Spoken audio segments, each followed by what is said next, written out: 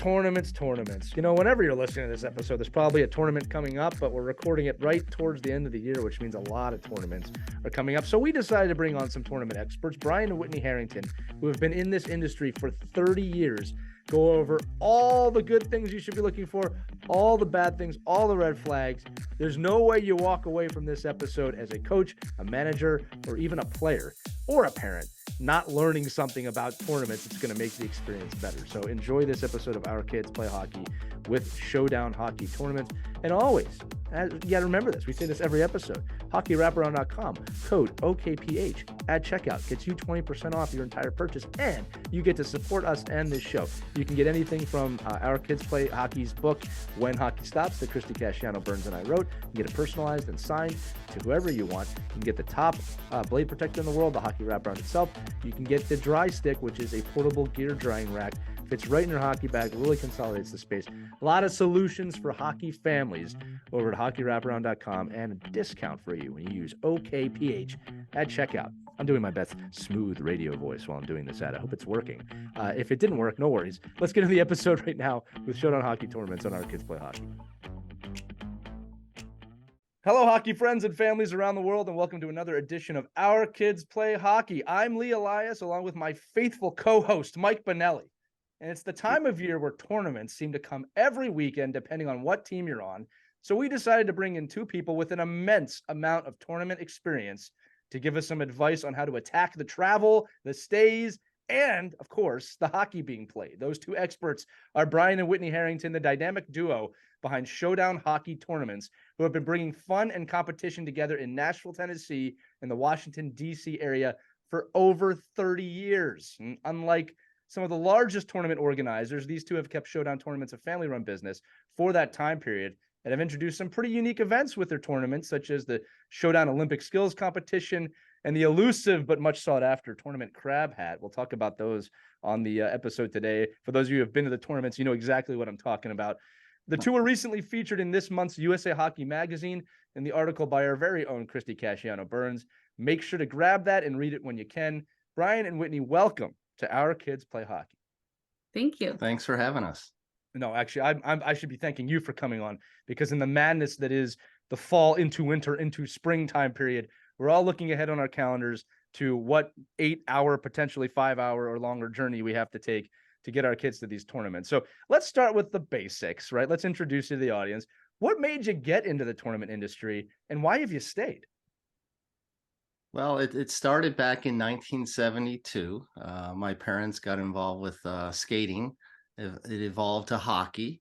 And then shortly thereafter, the rink manager, Willie Marshall, who's played in the AHL for 20 seasons, him and my father partnered up, and they decided to do Can-Am hockey in North Tonawanda, New York. Wow. So we go back all the way to 1972. Yeah, well, that predates me. I'm not going to speak for Mike, but you know, one question I want to ask right off the bat, guys, is this, and so everybody listening, we're going to dive into a lot of tips and tricks today to kind of prepare you. But I think it's important that we begin kind of the episode of that portion with how hard is it to run a tournament? Because I think when we get there, parents and kids, we're expecting something, but I don't think a lot of people know how much goes into the back end of obviously just reserving ice time, getting everybody there, finding people to show up, making sure everybody's happy, and you can't keep everybody happy no matter what you do. So how hard is it to run a hockey tournament? It's pretty challenging, but we like to say it's like Disney World.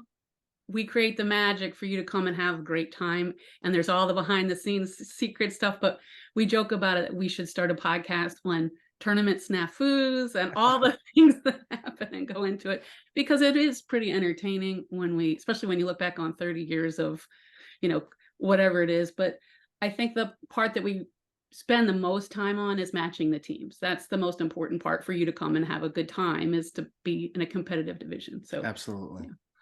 Yeah, I love hearing you say that, because I have been to tournaments where that's not the case. Or you hear things like, oh, we're just going to move you up to the next division. It makes more sense, and it'll fit. And you end up going 0-3, 0-4, getting 20 gold, and that's just not fun for anybody. I think also, and I know Michael want to talk about this too, the matchups, right? I think one of the best parts of tournaments is playing against teams you haven't played before. Nothing frustrates me more as a coach or even just as a parent when I travel 5 hours and I'm playing a team from 20 minutes down the road. Sure. Right. So does that go into the planning at all? Or do you actually try and diversify the teams that you're selecting? We definitely try to diversify. So if we have teams that come from the same area, same league, your regular games, we try not to match you up. But when there's a crossover, if you're in first and the other team's in fourth place and you end up playing each other, that's where we tell the teams that you might see that team from your league. But we definitely try. We will tell teams. We actually in Nashville, we get a lot of 8U teams from Missouri, and we had to cut it off because we had too many, and we felt like, hey, you don't want to come down to Nashville just to play teams you play already. So there's definitely a balance in the decisions of the teams that we select. Yeah, that's we're going to go over some red flags later on. I think that's a big red flag is when you get the tournament schedule and we just played these teams, right? Mike, I know that's a primary frustration of yours. Do you want to comment on that a little bit?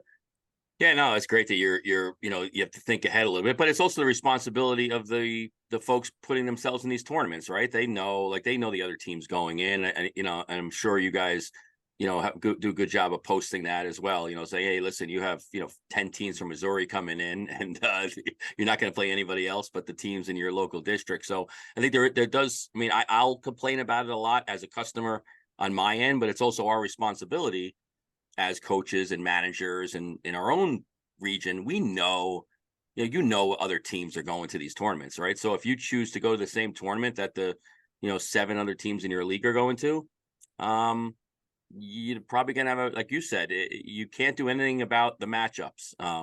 Once you get past that first round, right? I'm sure you guys try to do a good job. Like I know the one horror story I heard just recently was 2 teams leaving school on a Wednesday to fly down to Florida to play in a tournament where they played the team next to them, the next town over. They played already 5 times on the Thursday morning of the tournament, right? So this is, to me, that's just egregiously an issue, on everybody's part.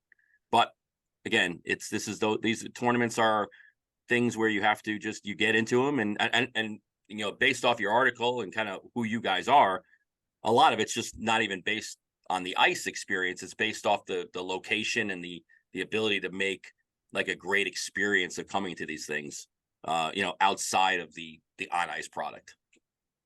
Yep. And I would say we see the most of those similar league matchups because we go from AA all the way down to House Select, and House Select you're going to pull from mostly the surrounding area. But the teams that come are excited because we're going to play them in a tournament setting versus, but they already know that one going into it. But usually at the A and AA level, there's a good mix. And I feel like we've been pretty lucky there's always a team, we call it the tournication, who's planning to do a tournament vacation. So they're traveling from, Nevada or California or Arizona, and that mixes in. It makes it more challenging to place them, but it is a lot of fun for all those other teams to be like, we're playing a team from wherever. I think when the other challenge too is that, and I guess it probably helps with my hockey rankings a little bit now and the internet and having access to these players, these team schedules and their like opponents. But the frustrating thing is people signing up for a tournament and trying to, dumb down their team so they could win the tournament. And it just doesn't make that fun for anybody. I mean, going in and winning a trophy, and you beat every team by 10 goals doesn't help you, doesn't help the players. Really, nobody makes out from that. But it is a very challenging piece, right? It's like, well, in an ideal world, we'd all want to be, 2-2-1 going into Sunday, and every game was decided by a goal and 4 overtime games. But it's the nature of the beast of going out there and playing other teams. And again, if you went into it, to your point, that it's a tournament vacation, really go in. And I think for the parents that listen to our show, go in with the understanding of what is your goal from the tournament. Right. It's not a tournament you earned by winning a bunch of games and got into. It's a tournament you chose to go to. And how are you going to make the best of that experience? Exactly. That's why we have fun in capital letters, competition and fun, right? Well matched and right. fun. Well, the problem is the competition sometimes beats the fun out of it, right? So That's I mean, right. I think it is difficult. It's about the experience. It's hockey is part of it, but there's so much more that goes into it besides just the games that you're playing. That's why we do those extra events at our tournaments too, to just give the teams a different opportunity. So back in the day, you know, if you played hockey, you used to go out of town and you used to bill it with somebody, stay with another team's family. That kind of went away. So that is, you know, one of the reasons why we do these extra events is to get teams in a different setting outside of a game where they're talking to each other on the ice, shaking hands, having a little bit of fun. It's not as it's competitive, but it's, you know, a little lighter than playing in a game. No referees. Yeah, Brian, let's dive into those now. I don't mind going forward because you do some unique things at your tournaments, and I think that you're making a really great point. You know, when I go to my dad's house, and there's like a trophy room there that he created, and there's a lot. I've been very fortunate. There's a lot of tournament trophies, right? And what's funny is when I think back now, 30 years, 25 years later, I can't remember almost any of the games from any of those trophies. I mean, I'm glad that we won, but that's not what I remember now as an adult. I remember the experience. I remember some of the extra things that we did. I remember spending time with my teammates. I remember aspects of the destination. I rarely remember any of the games. And I'm pretty sure I played a role in the team succeeding, right? So it just kind of shows you what stays with you. You know what else I remember too? Sometimes is the negative things. Is the crazy hockey parent or the dad that was screaming over the glass at the ref. Absolutely. So the things you end up remembering from these tournaments, and don't get me wrong, man, if you win a game in overtime of the championship, you're probably going to remember that. All right. But remember the experience. And I love that what you both have done is included some of those extra experiences. So let's talk about that. The Olympic thing that you do and how you've added that in, how the kids look forward to those things. Yeah. Why don't you? Whitney will give it a shot because she I was talking to Whitney. You tell us about it. I'm just kidding. I'm a mastermind. So anybody who doesn't like the Showdown skills event, I'm the mastermind. To be fair, I haven't heard anyone say that one time, but go ahead. Yeah, but it started with Brian's father when he ran the first few tournaments before he 1991 and 92. And they had a shootout. So that was the extra thing. Right. And sometimes the shootout would go for hours. It'd be 11 o'clock at night and these little kids are still shooting on. So then we started to hear from the parents about the poor goalie, but it was all this fun and they got this cool plaque and it was all exciting until that was the problem. And the other one was there has to be a way to end it in a timely fashion for the sake of the kids and having some more fun. And you're picking, and in that setting, you're picking out the best. The coach is going to pick the best player and the best goalie, and that's not what we were trying to accomplish. Yeah. So then I said, okay, let's figure out a way to include all the kids and get them all on the ice from every team in the division at the same time. So they'll be up to, have we ever had 8 teams on the ice at the same time? Yeah, we've had up to, I think, 12. Sometimes we bring in 2 divisions. We'll have 6 teams in each division. They're all on the ice together. But they do, and they do a relay race where it includes 9 skaters, the goalie, and a coach. It's a highlight because everybody loves seeing their coach skate the obstacle course and come back and do that. And then we have it sectioned like a decathlon. There's like 5 or 6 different events going on at the same time on the ice. And the whole point of it was so that you can't calculate we won that, because it's not about what you won. It's about every kid doing some fun stuff. So there's shooting and skating and hardest shot and how many shots. And then there's a mini shootout that ends after the round and everybody gets going. Yeah. But then at the end of that is also where we do our participation part where the crab hat comes in or the cowboy hat or a red, white, and blue hat for our capital Americana theme. So we just, so that way everybody's getting something. You get medals during the Olympics and as well as the games, but it's something that's totally different. There's our cowboy hat. There's the cowboy. These are the things that everybody talks about from your tournaments. Is these they do, hats. And they come. The teams that come multiple years still want the same straw cowboy. Yeah, we were gonna switch up a few times, and people are like, "Where's the hat?" Yeah, we just want. We don't want a towel. Where's the hat? Yeah. So How dare you being fun to hockey tournaments, guys. It's supposed to be a serious matter. We're supposed to go to the championship. No, I love that you've done this. The other thing I love about it too is, and I'll be very upfront about this and follow me here. I'm not a big fan of participation trophies. All right. I'm a believer as a coach, there's winners in tournaments. Now you can do the Olympic style thing of gold medal, gold, silver, bronze. I've never had a problem with that, but I love that you've kind of spun the participation aspect of this into something fun. If you're coming here, you will be rewarded for being here, because hockey is supposed to be fun. And we have these wonderful gifts that we're going to share with you for participating in our tournament. That to me is brilliant, because, and I think more tournaments should rethink this, because again, I don't think every kid should get a trophy when it comes to the actual tournament itself. Right. I think that's reserved for winning, or runner up if you want. But I think the idea of celebrating that we're here together to have fun is a brilliant thing, and I really commend you for that. Yeah, and it's pretty cool. It makes great team pictures, because there's not the trophy, but the whole team's wearing their hats and doing their thing. Yeah. And the other part of it is the way we got to giving the giveaway out during this was when you've got a 4-team division and you've awarded, especially 8U or 6U, and you're giving out 3 sets of medals, and there's one. They're like, well, what do we get? And so it's like it fills that gap. It fills the gap. It makes everybody happy. Everybody walks off the ice with something, and that's the hat. I think we can make the argument that in 8U it's a little different than 10U, 12U, so forth and so on. In the sense of 8U is very much let's have fun playing hockey and love the game. Right. Yeah. And I do tell my 8U team, because we don't keep score in our regular season games. When you get to a tournament, they do keep score. And I talk about the aspect of competition, right? And that there is sometimes a winner and a loser, but it's about your work ethic. Again, these are 8 and under kids. These are the lessons we try and teach them, right?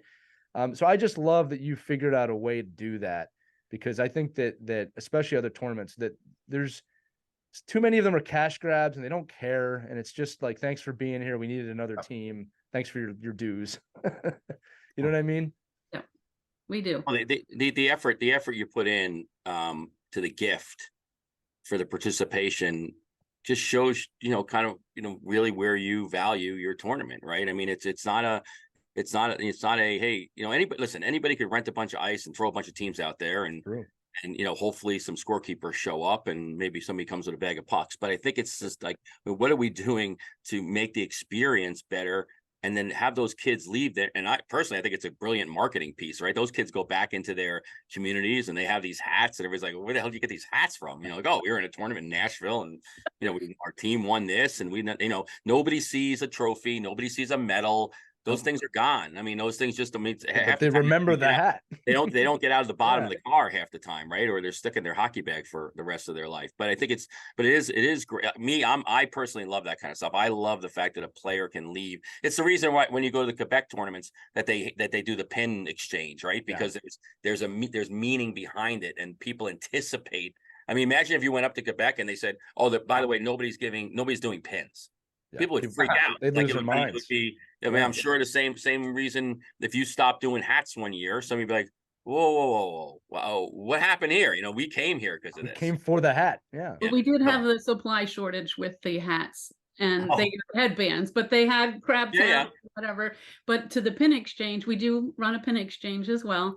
It's not as big as in Quebec, but in our Nashville tournament, about 70 to 80% of the teams all trade pins with each other from their league. Is awesome. But in the DC area, it's still on the edge, but it's open to everybody. And it's something that we pride ourselves in. That goes back to Brian's experience of growing up in youth hockey and trading. Yeah, having the jacket full of pins, your hat's full of pins. You walk up to somebody, say, "Hey, I like your pin. Let's trade." It's all the experience.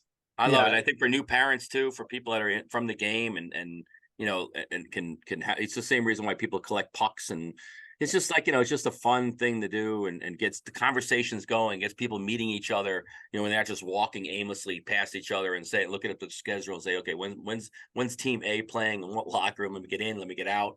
Like there's so much other, it sounds like to me, I've never been to one of your tournaments, but it sounds like to me there's just so much more energy and interaction going on between the teams other than I'm here to kick your butt and get out of here with a win. Right. And I would say this really, this mentality stems back from at least my childhood, and I would say Whitney's as well, our experiences. When a few years I played for my father, he was my coach, but I saw him coach many teams that I was not on. 90% of the teams he coached, I was not on. And they went to tournaments. They started off the year a fishing trip, but they played hockey too.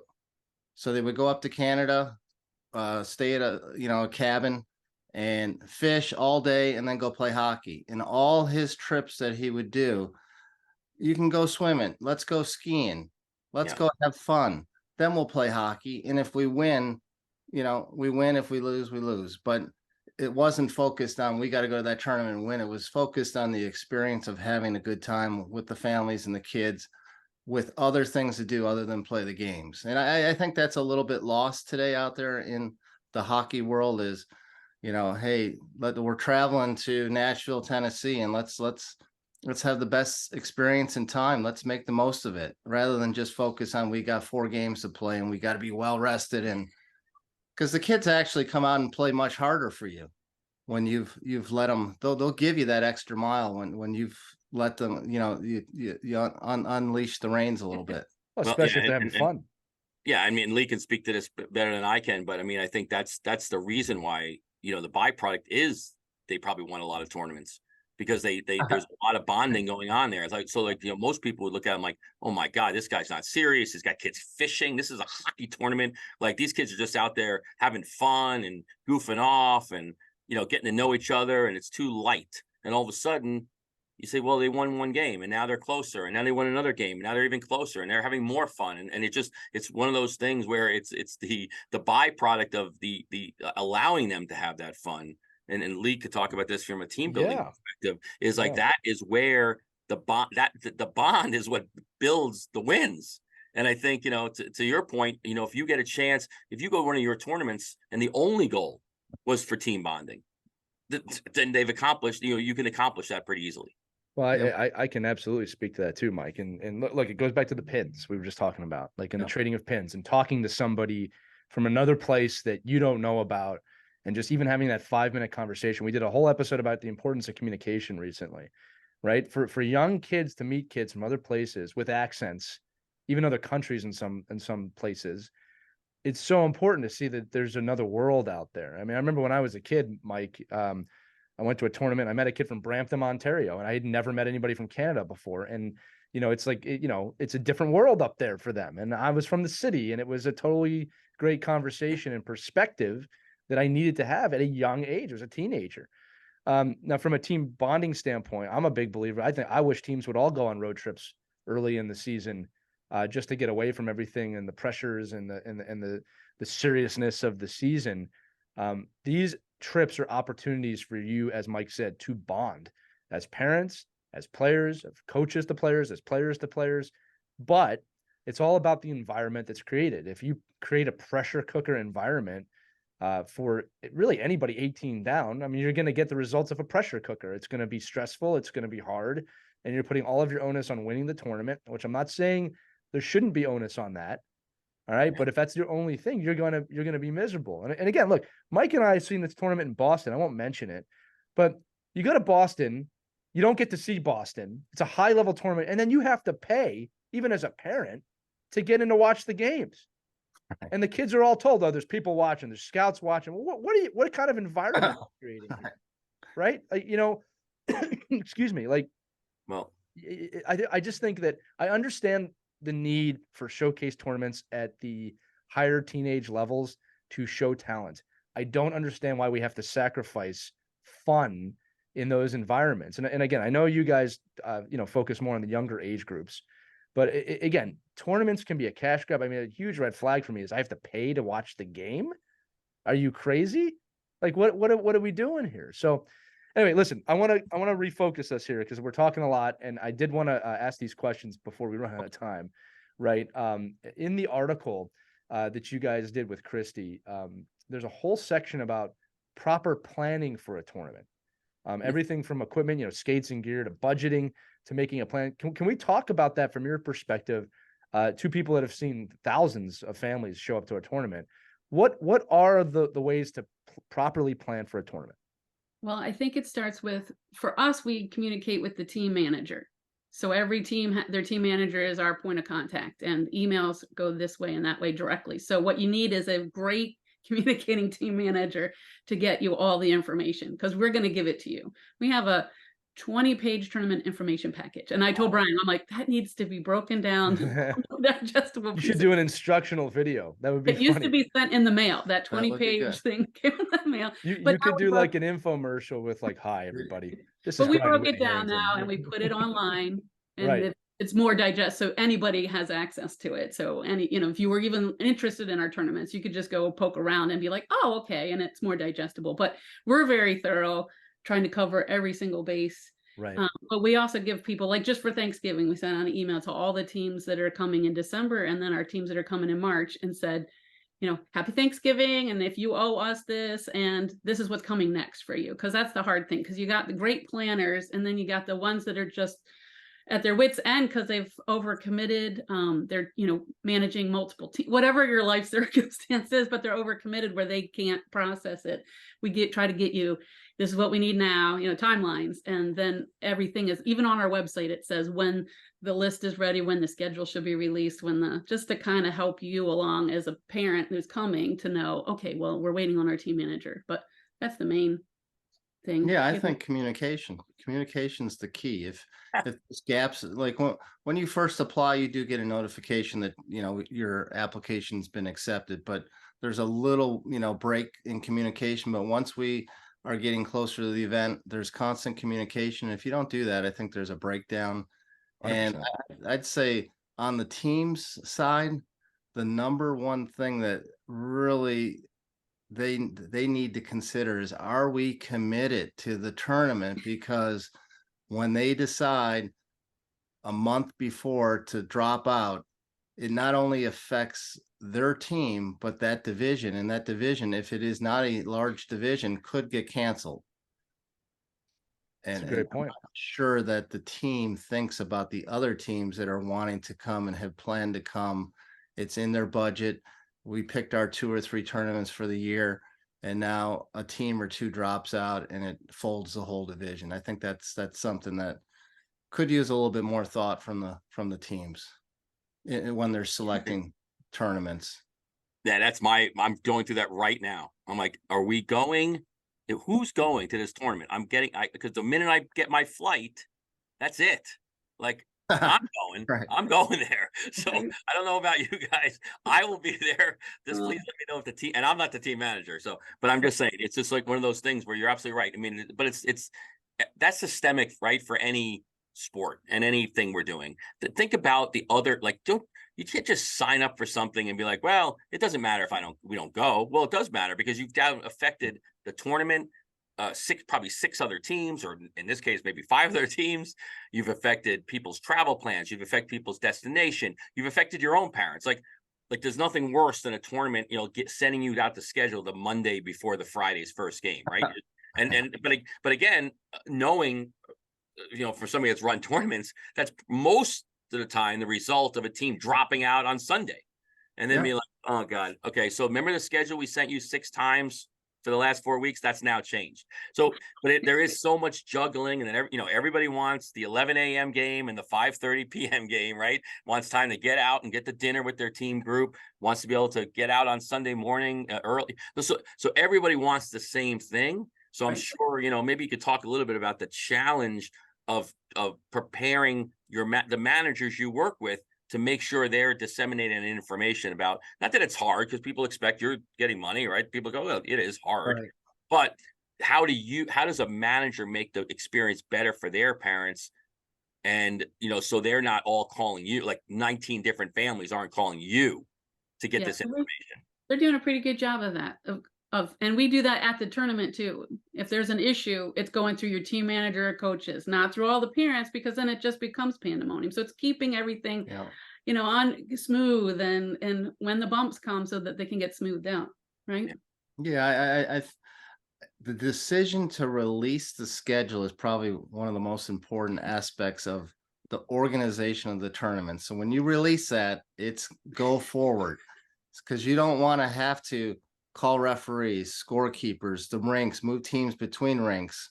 Right. You know, part of the decision on where they play is if you're out of town, what hotel you're in. Well, we had you at the rink that's 20 minutes away, but now we've had some changes. Now you're playing at the rink that's 45 minutes away. We try to, I think that's an important part, is when do you release the schedule?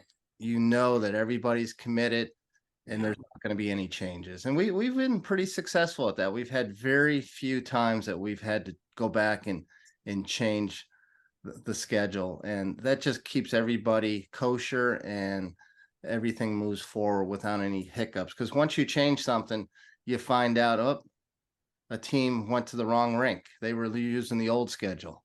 Somebody got missed. Yeah, referee got missed. The scorekeeper got missed. Somebody's going to get missed. The more super important to get that timing right once you launch that schedule. But I think to Whitney's point too, it's also important for the manager to communicate that properly to you.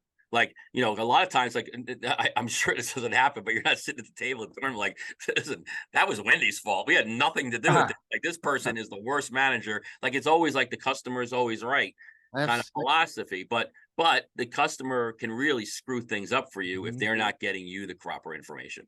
Sure. So we try to, well, we stated in the original information saying, you know, like no scheduling requests are honored. And that's for what you said, Mike, because if everybody said we want to play at 11 and 5 because we're going to the pro game and we're going to go have a team dinner, and this is like, okay, well, then how are you playing in the hockey tournament? But we also try, Brian does a really good job. He's a scheduling master where he spreads your games out so that you have time in between to go and eat a meal. Yeah, that's a great point, because you do go to some tournaments where you've got a 2-hour break between games. Yeah, we try to do 6, 7, 8 hours between games. That's awesome. I've been to 5 tournaments in the last 2 months, and I don't think I've been to the rink, to the hotel, to the rink, to the hotel, and in bed. I mean, I literally, it wouldn't even matter what was going on outside. It didn't matter. I mean, but that's not my fault. It's our fault for signing up for the stupid tournament. But I think for us, it was like, well, didn't any thought go into the fact that we're in this beautiful place that you know, we're working with like, you know, high school level kids that are looking at colleges right now. Like the whole idea of these tournaments, and you go to Boston or you go to Rhode Island or you go somewhere, you know, upstate New York, you want to be able to say, well, wow, I have a 3-hour, 4-hour block in here. We can get out of the rink. We can go visit a bunch of different colleges, see some campuses, see what's going on. If I'm in Nashville, you know, I'm going to Tootsie's, or I'm finding a way. I got to go somewhere where, you know, there's an experience that I can enjoy too, right? So I think it's like, and I'm sure every tournament you have, because I would do it right now. If I was signing for your tournament, I go, okay, Predators are playing the Dallas Stars Saturday night.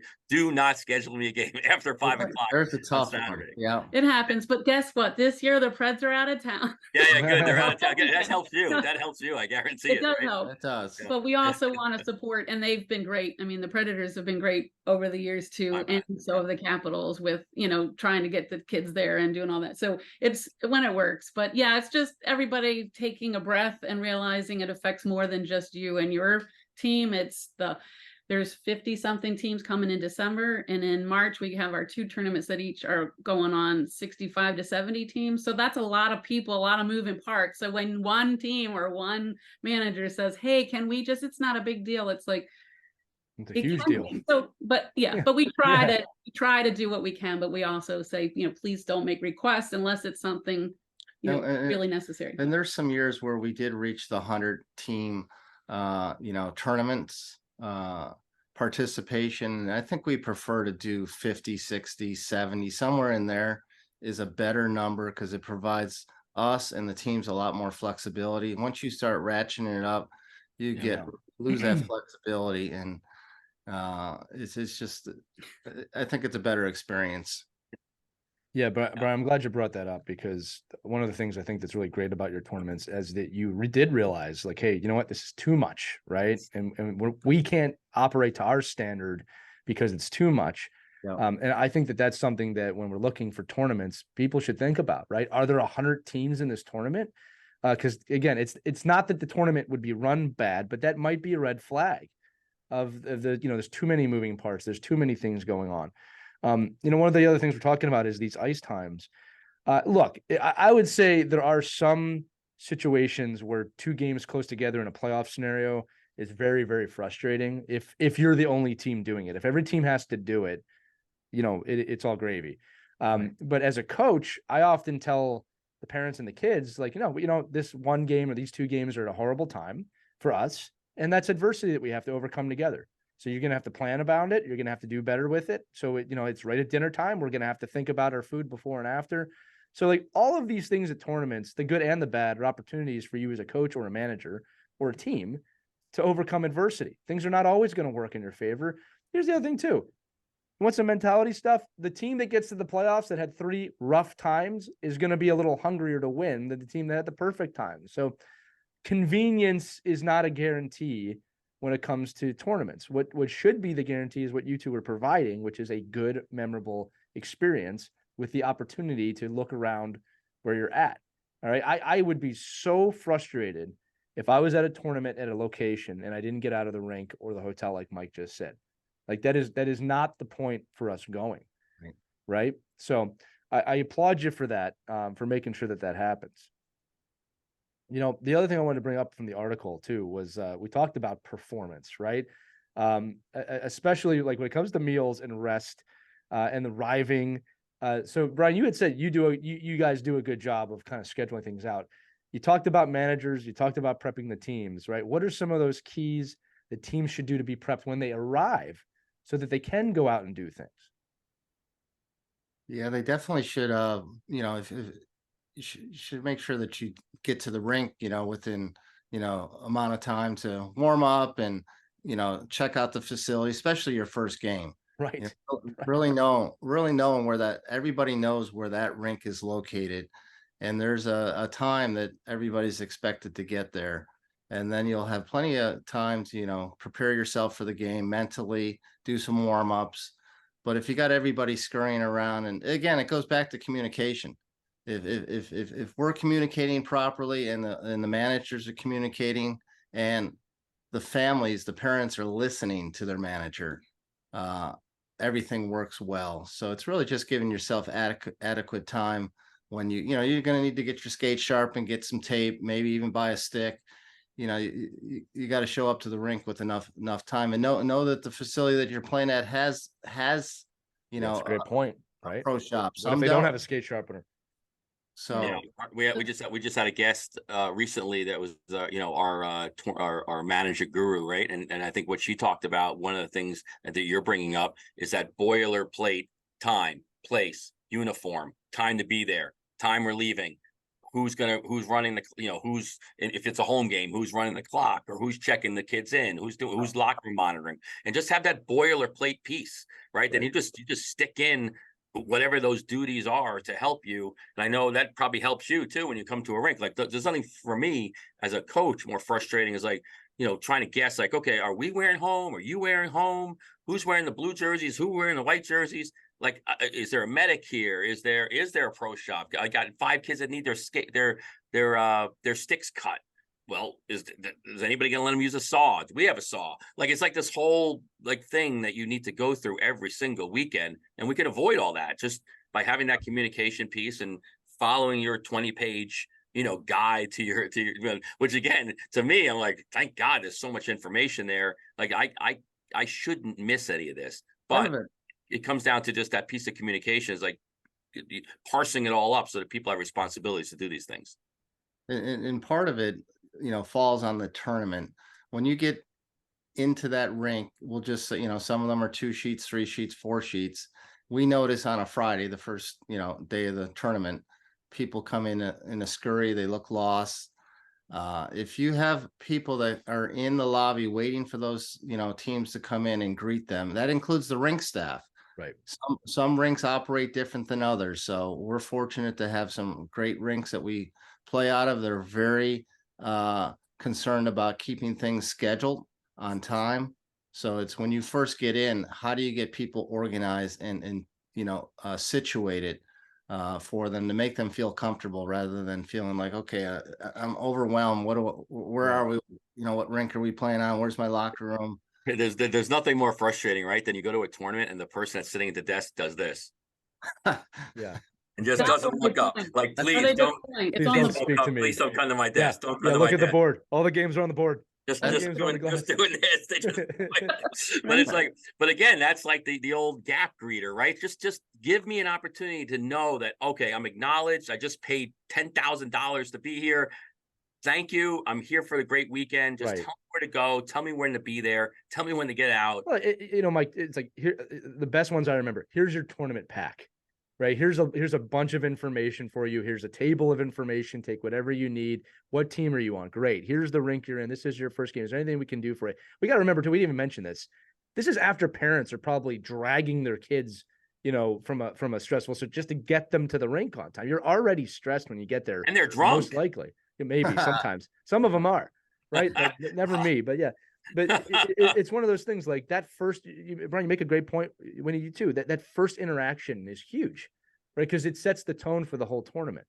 Yeah. Right. So I think that, and again, I love that you guys do this because I've been to some horrible tournaments. I'm going to talk about some of these nightmares I've been to before. But let's stay on the positives too here with what's working. So you introduce them, right? And do you guys hire someone to do that, or is that just the staff? Do you educate the rink ahead of time? What are the best practices? So there's tournament tables set up in the lobbies of each rink. Right. Right. And well, like Brian said, at the Gardens Ice House, their information center, they're very helpful and friendly. And at the Centennial Sportsplex in Nashville, super friendly. You know what I mean? So there's that combination, but we're sitting there, one of us or our kids or some other friends in the neighborhood. Luckily, they've been helping us over the years, right? So we present that tournament front of here's where you can get your information for whatever you need, right? So that's a helpful one. But I'm like, we need a flag so you can see over all the people because it gets a little crowded in the lobby with they look for you. They look for you, right? And look, just even seeing a smiling face, I get it, you know. And again, I remember the best tournaments I've been to. Sometimes they might even give the kid like, "Hey, here's a little candy or a gift. Thanks for being here." The kids love that. You know, the kids don't feel the stress the same way the parents do. The kids just want to go out there and play, right? And I think that helping the parents probably ends up helping the kids. Let me ask you guys this. This is going to be one that everyone relates to that's ever been to a tournament. I'm going to talk a little bit about some of the crazy things I've seen at tournaments, right? Or common situations that I would love to know how you kind of combat this or prepare for it. Here's a few off. I wrote them down. A few. I have been to a tournament where after the regular games were done, one of the teams had to do something the next day, so they reseeded the playoffs, which was insanity to me. So you earned your playoff spot. They had a team in second. They said, well, you're in fourth now because it doesn't work out for this other team. That was insane to me. That was one of them. I can understand why everybody was upset. I had one tournament where the rules were very unclear for tiebreakers. And again, tiebreaker rules at tournaments are insanely important. You guys are not going to disagree with that. You're shaking your heads. I have been there where you have multiple teams. There's a three-way tie and a team is selected. I was at one time where head-to-head was not the tiebreaker, that was terrifying to me. Yeah. And a team that didn't win against the two teams they tied with it was a goal differential or something, ended up getting in, right? Which again, I think in a competitive nature, in my opinion, you can disagree with me, head-to-head should be one of the first tiebreakers when it comes to going to a playoff scenario. Then there's the referee situation. And unfortunately, you know, when you get to a tournament, parents and people that are watching tend to watch every game like it's the Stanley Cup Game 7 playoff thing. And if my kid doesn't win in this game or you know, these refs, for lack of a better word, they're amateur referees. They're not NHL referees. They're going to do the best they can. And they're getting, I would never want to ref a tournament just personally. How do you combat some of these crazy things, again, from seeding to tiebreakers to referees, and then, you know, even maybe out of control parents? I'll take a stab at that. Yeah, it was a big one. I'm sorry. It's a big question. Straight off. We got with the seating has evolved. We used to put up the big boards at the rink. We stopped doing that since COVID. COVID really changed how we do everything. Everything's done, you know, via website. All the standings are up there. All the points are up there.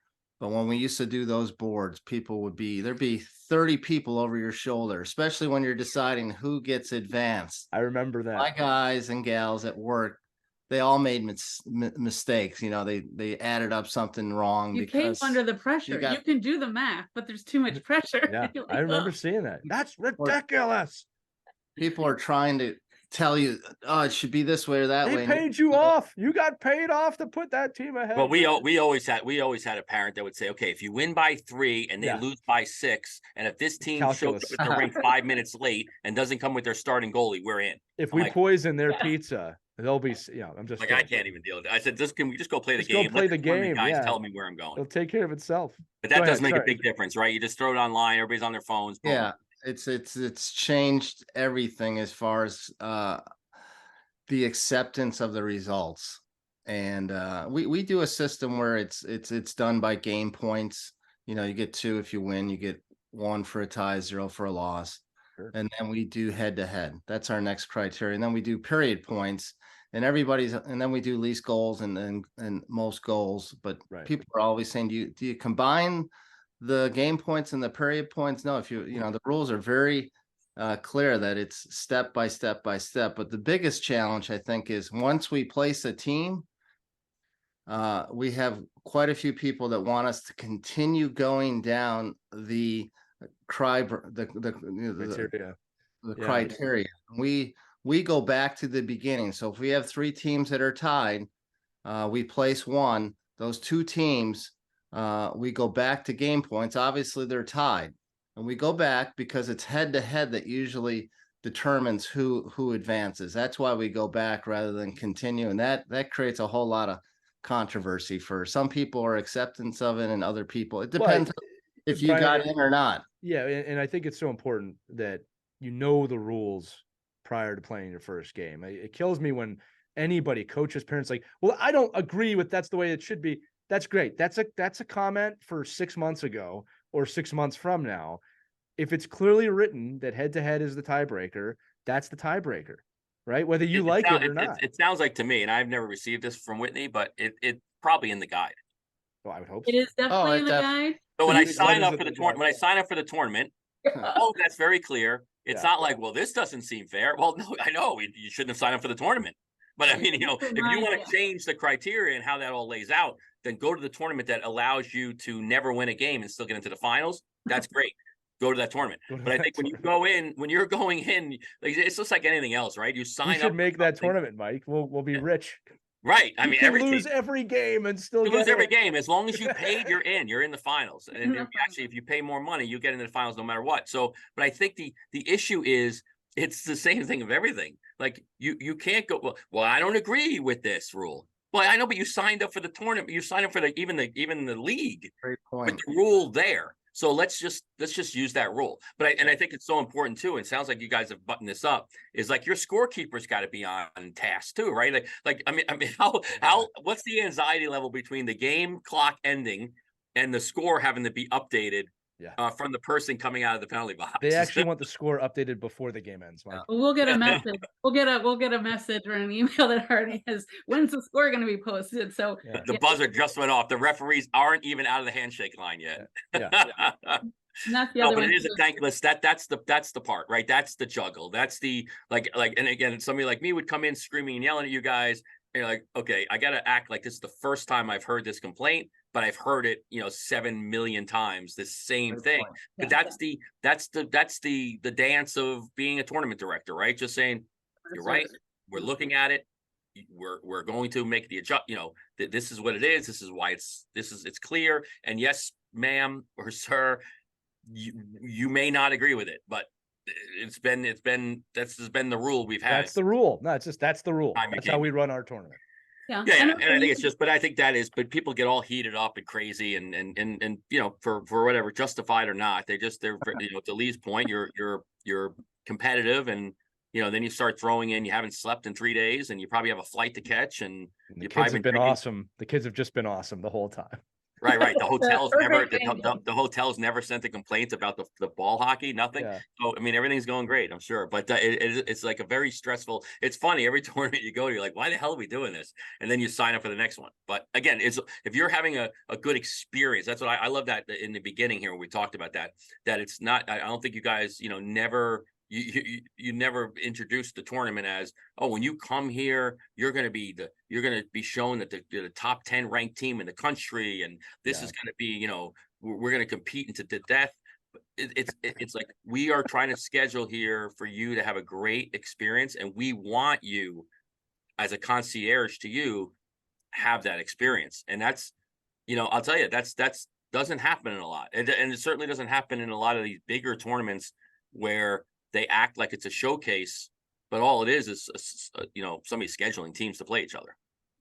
And I think when you look back at the history of our tournaments, like I said, early 70s is when we started, probably all the way up to close to 2000, maybe 1995, we were AAA tournaments. We transitioned from a AAA type tournament to more tier 2. And that tier 2 also included all these house select teams that didn't have tournaments to go to. So I think we opened up an area that we felt was, we were comfortable with, you know, providing a tournament for that type of hockey. So I think a lot of AAA hockey anymore. I think that was our basis. Sometimes the non-AAA kids can enjoy a tournament more than AAA because there's so much pressure at a higher level sometimes to perform. You know, like, you know, man, some of the lower level tournaments are great because you get that competitive atmosphere. And I think even from a development standpoint, you know, kids can discover a lot about themselves from a confidence standpoint, from a team standpoint, when they're introduced to that environment. You know, something you brought up earlier, I wanted to bring up about just tournament guidelines. You talked about period points. And I love hearing you say that. And again, everyone does it a little bit differently, but the idea is that whether you win or lose a period, there's a tally for that of some sort, so that if there is a tiebreaker, you can go back, okay, who won the most periods during the weekend? The reason I love this is because I am very much against goals for and goals against being high up on the list of tiebreakers. I think there is a point that they should come into it. All right. But the problem with goals for and goals against is that you'll get a 20-0 game, a 25-0 game, because someone says, and here's the thing, it's not really the team's fault at that point. If that's the tiebreaker, it's, well, we got a 20 goal this team or 10 goal this team, so we can get that tiebreaker. And that is not fun for anyone. And I love, as a coach, being in a position to say, hey, let's win the period. All right. Let's win the shift. Let's win the period, because you never know. And I've been in tournaments where we've advanced, or more importantly, didn't advance because we didn't win every period. And it's a great lesson for the kids this is why playing the whole game is such an important aspect. You can't ever think that you've won. That's a lot better than, hey, listen, we got to get 10 goals this period. If we get 13 goals this game, we advance. Well, you know, I hate that. It's also the whole, like, you know, as you're speaking about, like, the type of teams that you're catering to right now, those teams probably aren't going, like, AAA teams are going to 17 tournaments a year. This is probably their tournament. Like, so that experience becomes even really more important for the kids, because it's probably something they normally don't get to do, where these other high level teams, every weekend is a showcase in a tournament, right? So I think that's number one. And I think number two, you know, just the criteria of, you know, when teams play. And I say this all the time, like, you can't in a youth hockey world say, well, this team won this game. I go, yeah, but does your team split goalies? Does your team even have a goalie? Does your team have, you know, so, like, it's just this, you know, did 4 kids show up for Saturday and miss Friday?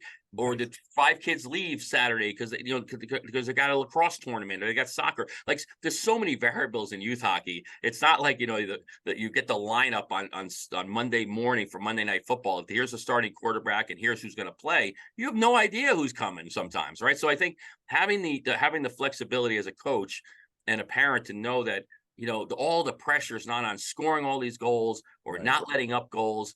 It's just, you can, I mean, if you're smart and you really know the system and you're really into this kind of thing, I guess, in a tournament, you can start to say, hey, we need to win 2 of our periods. We could play this goalie. And then if this kid, doesn't matter if he gives up 20 goals, we still are ahead. We could win 2 periods. Like, I don't know, there's a lot of strategy that can go in there if you're really going to get that deep. It enables coaches to coach better with those rules. I think so. right? And especially when you get into like the Yeah. Saturday afternoon game where maybe you're rotating goalies and players, and you don't know who should get the start because now everybody's doing the math. And like, I know this kid has played 2 games in a row, but he's our starting goalie. He's got to play in order for us to win. Well, I just flew to Nashville and my kid hasn't even seen the ice yet. Right. So it's like there's all kinds of, but it sounds like your tournaments, because they're geared, and I don't mean, and this is not like a reflection of the level, but it's toned down a little bit. Like there's not that piece. Like listen, I've been in tournaments right now where coaches basically won't pull their goalie because if they lose by 1 more goal and it falls out of the my hockey ranking algorithm, that all of a sudden they're going to get knocked out of a 50-point mark and they're going to be a 64-point team, which I'm like, this is how we're coaching. We're not coaching to win. We're coaching to manipulate the algorithm, which if I'm a AAA, AA, if I'm in your tournament, I'm just coming to play. Yeah. No, but we have some of those ultra competitive coaches. Oh yeah. And their teams don't have as much fun. They may or may not win, and they usually don't win. They usually end up losing in a semifinal, or you know what I mean. And then they're just more upset about why the way you wanted it, because if you stack up all of the things, we should win, right? So there's always that element of it that, well, actually, we used to run a reform coaches clinic. At the tournament, we built a wooden post. It was actually for digital photography, but Brian's dad it's this whole, we're all about good sportsmen, how to be good sports, right? Be a good sport development. They're all kids, whether they're the 8Us to the 18Us, because we go all the way up to 18U. It's about developing these kids because you don't know where they're going to develop, right? So this kid who's playing on the house team at 16 years old could still end up playing in college if they wanted to, and the cards line up and they work really hard for it, those types of things. But these coaches would come to us with tears in their eyes reading his dad's letter saying, I finally got it. And they were one of those uber ultra competitive that read it and went, it's about the kids, it's about fun. All of it is, right? That's not limited to just tournaments. It's an interesting realization sometimes you see people come to that, from a coaching standpoint, a parent standpoint, a manager standpoint, it's not about us. It's about them, right? And making sure that they have the best experience humanly possible, especially when they're younger. Because here's the deal, man. If I'm 7, 8, 9 years old and I'm just under pressure, I don't want to play hockey anymore after that. Right. But if I go to Nashville, we should talk about that. Nashville is a fantastic destination, right? The DMV is a fantastic destination. You go see the Capitol. If you're in Maryland, you can go see that side of things. If you're in Nashville, it's a great city. Why would you do that and not expose your kid to that wonderful experience, especially if you've never been to those places before? And then, you get these little hole in the wall tournaments. Usually they're local that, they're in the middle of nowhere. And it's like, what is the point of being here? Why did we travel here? So I just think that, kind of rounding this episode out too, what did we learn today, right? One is that great tournaments have great tournament managers that truly care about the people coming. They're going to have that booth out front. They're going to do less teams over more teams. They're going to find those little ways like crab hats or cowboy hats or straw hats to make you feel welcome, make you feel part of it. They're going to have very clear rules. They're going to have very clear paperwork that shows you this is everything you need to know. That is not a red flag. It's the opposite. That's a green flag. That's a yes. This looks great. The other half, team managers, I'm talking to you. I can tell you guys this right now. The best tournaments I have ever gone to had that first half, but we had an itinerary. Our team manager put together a fantastic itinerary. This is when we're playing. Like you said, this is what we're wearing. We're having a team meal here. You have free time here. Here's the local destinations. I'd like to plan a team trip on this time. This is what we're doing. Parents love that. All right. I love that when I don't have to think. Right. And I can go and Mike, like you said, not that I would ever get too much, but I can have a drink and be okay, just relaxing a little bit because I know that it's been taken care of. That is the recipe to me for a wonderful tournament experience, that the tournament directors and the team manager are on the same page. And then it makes the coaching easy because you know where you need to be. We're going to have fun. We're going to do what we can. And whether you have 3 games or 5 games or anything in between, you have something planned well. And on top of it, especially with Showdown, there's this great Olympic event that we're going to have. And you're all going to get to participate and showcase your skills. You're going to see kids with other skills. I remember doing one of these when I was younger. And I was the fastest skater on my team. and I was not in that Olympic event that we did. And that was a very humbling and awesome experience for me to see, wow, there's kids faster because I can get better and I can move faster. And I got beat today. And it wasn't a negative for me, right? I mean, maybe that's just me. Those are the recipes for a great tournament, right? I think the red flags are, well, we got 4 teams. This one was just added at the last minute. You'll kill them. You'll kill that team because they're just added. They won't be a problem for you. We just had to fill it. And yeah, it's going to be 3 days. And we have T-shirts. We're going to get a T-shirt at the end of the tournament. Thanks for coming. Everybody gets a trophy. Those are the red flag ones for me. I wanted to throw that to you guys too. Is there any other red flags we should look for as parents, coaches, or managers for maybe cash grab tournaments or things you've seen that like you need to run from that tournament immediately? Well, I think it goes back to communication. If nobody writes you back and you're the contact, that's a red flag. Dun, dun, dun, dun. Right? Yeah. If you're not getting things by the deadlines of when they say and there's no information, like no follow-up, those are them. But that's scary. The most important thing is the communication, and I say pack your patience. Love it. Remember that. That's great. Pack your patience. Yeah, that's something I'm going to steal. Right? That's great. Remember to be nice. I mean, this whole last week on all of our social media, we thanked everyone involved in hockey. We thanked the rink staff. We thanked the rinks. We thanked the pro shops. We thanked the snack bar. The parents, the team managers, everyone. The coaches, right? It takes the players working together. The reps. And we don't know who's having a hard time. Like over the years, there's been crazy stories of, I don't want to say anything because I don't want to get up, like teary, but families who had a serious accident. Right. And so, you know what I mean? And they're coming to the tournament. The rest of the team comes and plays in the tournament. That's something like, telling the other team like, hey, let's remember to be good sports, but also just remember to pack your patience when you're waiting in line, when you're trying to figure something out. Because it makes it easier. As Mike said, the Gap greeter. I used to work at the Gap. I was a Gap manager. There you go. So perfect. I understand the whole, customer service is it for that too, is smile. And as a parent, player, or whoever, just smile. Walk in the rink and smile. Have a good time. Say thanks. Say hi. You'd be surprised what's going to come your way. Right. How are you not having fun in Nashville anyway? I don't understand how it could even be stressful at all. But maybe Washington D.C. I could see a little stress, but I mean, for depends Nashville, if it's an election year, Mike. To be sure, right? That one goes Friday. Everybody's in a good mood. Saturday it starts to get a little more tense. Sunday it gets a little because everything's about the final championship, which is fine. I would add something. Just a red flag is if you have access to the results and you look across not just one division but several divisions, and you start seeing that one team that's blowing everybody out. And it's not just, there is a division here and there that happens. But if you see a lot of high scores and then you see a lot of divisions where there's a team that's dominating, it says that they're not selectively trying to get the teams as tight as possible. And that is hard to do. But I think that's a red flag as well. That reminds me of one more. Yeah.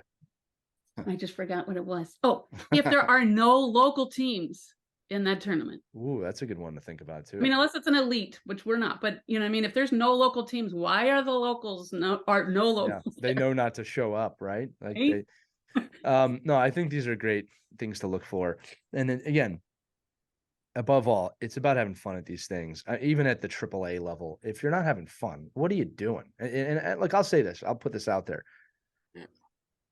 I cannot think of one game or one tournament ever played where someone's entire career was based on that one thing. All right. Like if you want to quote unquote make it, it's the culmination of many, many years together in a lot of different things to get to an elite level tournament or a fun tournament. Right.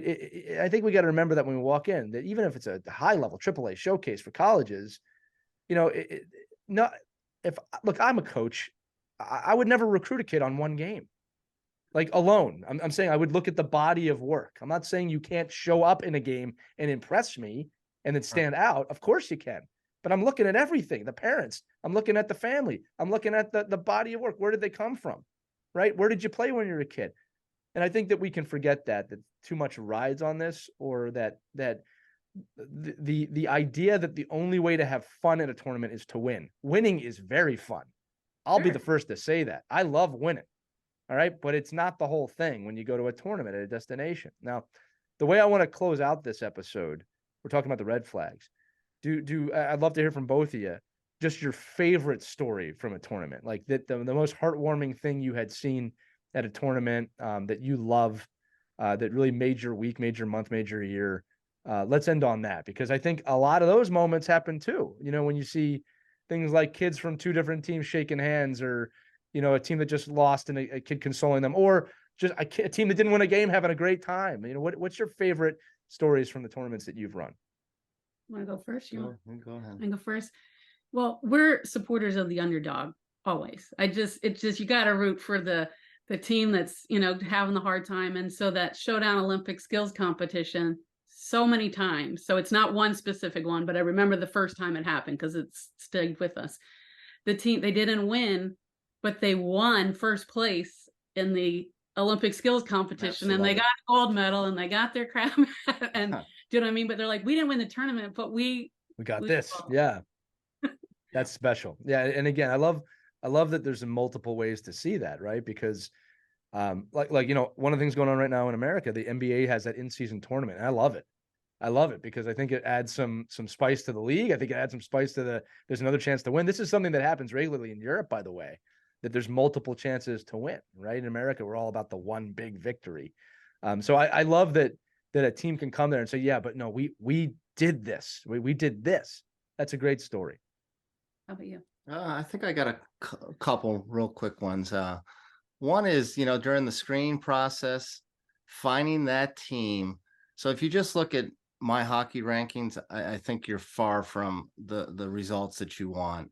When you dive down into the leagues and understand what league they play in and how those leagues compare across the board and where those teams fall. So my point is, you find that team that's sitting at the bottom. They've lost every game, but you've got one team that's lost every game by 1 or 2 or 3 goals. They're competitive. The team that's losing by 8, 9, 10 goals, you drop them down a bracket. They come to the tournament. They either win it or they've won 3 games or 2 games where they've lost all their games for the season. That is a great experience. And that's what we're trying to, you know, facilitate our tournaments, is to give those teams an opportunity that they don't have in their league play. Right. Yeah, no, we love, I mean, that's a great, I mean, that just shows what you're doing, right, you know, from your side. You're not just taking a check and saying, okay, where do you want to play? Oh, we want to play in the highest division or the lowest division. Okay, great. You're in, see you later. You know, you'll get an email from us, you know, in a month. But let me ask you a real quick question, because based off of the good things, so a red flag to me would be never seeing an organization go back to a tournament that they went to. Like, do you guys have multiple, like, do you have organizations that come every single year to your tournaments? Yes. Yeah, for sure. Like to me, that's like, I want to see organization A. It's like the pilgrimage every year that they're going to send their squirt team and their mite team is going to be at your tournament, and you just pencil it in like, oh, yep, they'll be here every year. They're not just shopping around, they're coming. And this is like a place where I think, like, if I'm a family member of a kid that's coming from, like, learn to play, I'm like, oh my God, in 2 years, we get to go to Nashville and we get to go to this tournament. And this is the experience. I see all the kids walking around with their crab hats and their, you know, their cowboy hats. Like, to me, that is a, you know, a piece that I want to see as a hockey organization, that, wow, we're sending our kids to the same tournament that's successful every year, whether we win or lose. But you know, we're in there, and obviously these parents are coming back with this great experience. For Nashville, we're going to give a shout out to St. Peter's hockey. They send as many 8U teams as we can accept. So I think they are up to 7 or 8. We had to stop, and they're on the wait list because there's more than St. Peter's. There's also Chesterfield, but we'll give a shout out to St. Peter's. The Queen City Royals always sends a bunch of teams to our Maryland end. The other cool thing is our local teams, Navy, Bowie, Tri-City, Maryland Junior Black Bears. They're all coming to the 2 here, but they're going to Nashville now. And they picked us over, there's a tournament almost every weekend in Nashville, but they picked to come to ours because they've had that experience. So that's another, you know, claim to the testament of that they like what we did. Carolina Junior Hurricanes is another one that consistently comes to our tournaments. In both Nashville and Yeah. DC. Yeah, see, to me, that to me, like, that's like one I know, like I know organizations that just go to Can-Am every year, and it's one weekend, and that's what they do. And I think, obviously there's enough organizations around, but I love the fact that, you guys are seeing those repeat organizations, not just the teams, and then it becomes that destination place for your teams to go into. Awesome. And a story that I remember, there was a couple things I was going to share with you. Is my tournament director at 6 a.m. in the morning, he calls me, he says, I think we got a problem. The alarms are going off at the rink. I'm like, what? I said, go in and see what's going on. He goes all the way to the back to find the rink manager. He's up in the rafters pounding with a hammer on some pipes. Don't know what he was doing. He probably knows all the bugs at the rinks, but the one rink, the compressor went down. Oh no. Starting to take water because it was overnight. So now we show up, you've got a whole sheet that you're like, what are we going to do? And Whitney had mentioned the Maryland Junior Black Bears. Nelson Burden happened to be at the rink, and I said, Nelson, we got an issue here. Is there any ice over at Piney? That's where his team plays out of. He made some phone calls, and before you knew it, we were rescheduling the games, and all worked out. We didn't even get behind by the end of the day. That is amazing amount of teamwork and generosity there, because you don't see that too often. It's just, that's your problem, kind of. That's your mentality. And I love hearing things like that, because look, at the end of the day, and this is kind of the whole aura of the show, it takes a village for all of this stuff. And, Brian, when you tell a story like that, the thing I always like to echo back to the audience is like, the kids see that, right? The kids see the adults working together. We're always on the kids for working together. We don't work together so well all the time as adults. So when you see adults working together, you see something organized well, kids pick up on that stuff, right? Oh, I remember I had a good time. And as a parent, it gives you the ability as a coach. Well, yeah, it was a really organized tournament, right? They really did a good job. You see what it's like when you organize and you plan ahead and you do all these things. I mean, there's a lesson in that alone, right? But I got to tell you both, God bless you, because while there's a lot of positives and I'm sure a lot of negatives, you two have been doing this for a long time successfully. Like what you just said about the teams will travel now to your destinations, I think that tells the audience everything they need to know. So look, we could keep going on for probably another hour here, but we're out of time. So above all, I want to thank you both for coming on here today, because it's been really insightful, but we got to dive into the kind of like the behind the curtain of how these tournaments run. And I know I'm walking away with, well, I need to look for that more often too. And I need to think about this as well. So again, thank you guys for being here today. Thanks for having us. And that's one thing we do too. We tell people to contact us and ask questions. Just ask questions. I want to know more, or I've got a question about this. And especially those first year team managers, we say, you are not bothering us. We will answer every question. That's another rarity. Just to be honest with you, you are bothering me is usually what people hear back. So I love that you're down for that. And I didn't mean to interrupt you. I'm sorry, but like 100%. And then if I'm not mistaken, it's showdowntournaments.com, correctly? For people, if you want to look this up, you might get an influx now of teams after this episode of like, well, when's the next tournament? And Whitney had mentioned my father's letter. It's up on the wall behind over Whitney's shoulder. Yeah, if you're watching. Site, showdowntournaments.com, and click on information. Well, Gene Harrington, you'll be able to read that. Yeah. Absolutely. Well, I'm going to say it again, showdowntournaments.com. Obviously go check that out just to see how they do things, especially if you're a tournament director out there. These two in this family have been doing this right for a very, very long time. And the focus, again, is on the kids and having a wonderful experience. And the hockey kind of comes second to that.